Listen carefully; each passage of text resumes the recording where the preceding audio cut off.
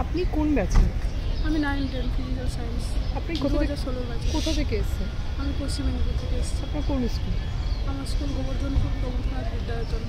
হঠাৎ করে এই যেটা হাইকোর্টের রায়, এখন কি করবেন ভাবছেন? এখন আমরা দিশেহারা। আমার হাজব্যান্ড এমনিতে বেকার, আমি একাই সংসারে, আমার উপরে ডিপেন্ডেন্ট, 2টো বেবি রয়েছে। তো এখন ভাবছি কী হবে, সেটা আমরাও অনিশ্চিত জীবনের দিকে আর কি। মানে পুরো সংসারটা আপনার উপর চলে। তো সেখানে তো যদি চাকরিটা মানে যদি চলে, মানে যেটা বলেছে হাইকোর্ট থেকে সিদ্ধান্ত, সেখানে মানে খুবই সমস্যার মধ্যে পড়বে। হ্যাঁ, অবশ্যই। প্রত্যেকে, আমি শুধু একা নই, সবাই সমস্যার মধ্যে পড়বে।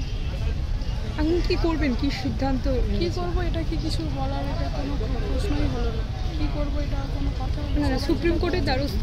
হ্যাঁ, সবাই পিটিশন দিচ্ছে, আমিও সেখানে পিটিশন দিচ্ছি। এছাড়া আর কি করার আছে আমাদের? আপনার নাম? আমার নাম অনুশ্রী দিয়ান।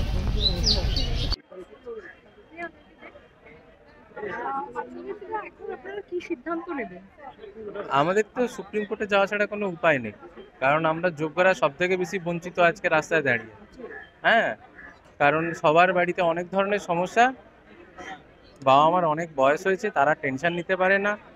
আর এখন যদি এই অবস্থা হয়, তাহলে আমাদের কোথায় গিয়ে দাঁড়াবো বলে? সরকার তো আমাদের পাশে দাঁড়াচ্ছে। আমি কাকগেছিয়া সত্যনারায়ণ হাই স্কুল, আগে আমি করতাম ক্যানিংয়ে, আমি ট্রান্সফার নিয়েছি। এখন যদি এরকম হাইকোর্টে পুরো প্যানেলটাই বাতিল হয়েছে, আবার নতুন করে আপনাদের মানে যেটা গতকালও বলেছে যে নতুন করে পরীক্ষা দেওয়ার জন্য, এখন নতুন করে হাইকোর্টের যে অর্ডার কপি আছে, সেখানে এক জায়গাতে বলছে যে ওএমআরটা ভ্যালিড, তার এগেনস্টে যারা দুর্নীতি করেছে তাদের থেকে মানিটাকে ব্যাক করানোর জন্য কথা বলেছে। আবার অন্যদিকে সেই ওএমআরই কি করে ইনভ্যালিড হয়ে আমাদের চাকরিটা যায়, এটাই সব থেকে বড় প্রশ্ন। আমার নাম তমাল কুমার মন্ডল, তমলুকে বাড়ি।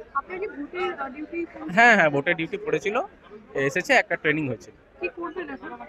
এখন ওই ভোটের ডিউটি সম্পর্কে তো এখন কোনো চিন্তা ভাবনার আমাদের কিছু নেই, কারণ আমাদের চাকরি বাঁচানো নিয়ে সব থেকে বড় প্রশ্ন।